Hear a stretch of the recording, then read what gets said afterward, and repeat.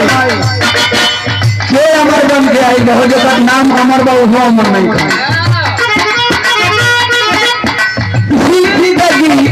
है मगर पराई है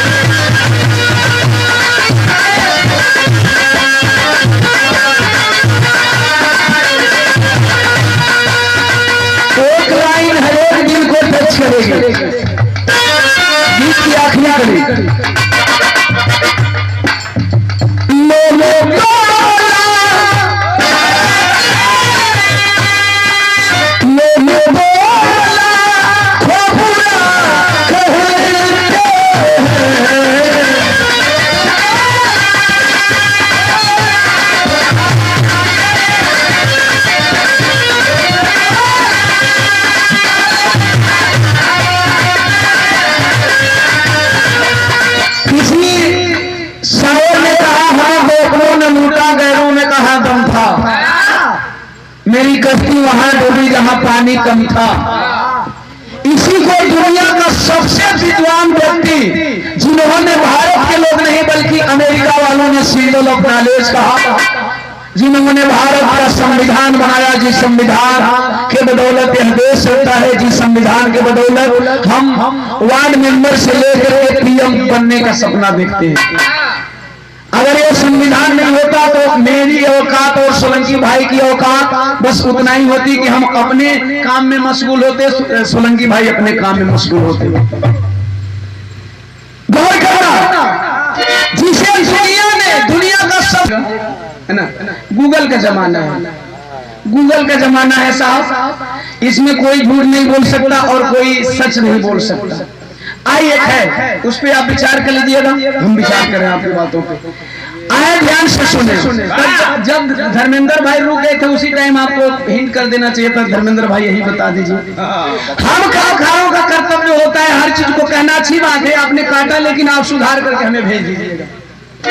आइए एक बात और मैं कह रहा था भाई, हमारा विषयांतर करना चाहते हैं कि हम कलाकारों का कर्तव्य होता है हर चीज को, किनारों में कहा बंद था, मेरी कश्ती वहां डूबी जहां पानी कम था। बाबा साहब ने कहा हमें पढ़े लिखे लोगों ने धोखा दिया।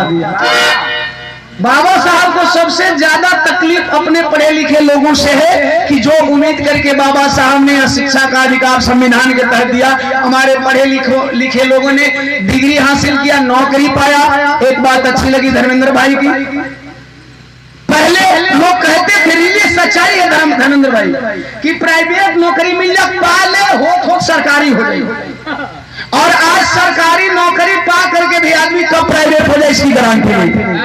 यह देश की व्यवस्था चल रही है।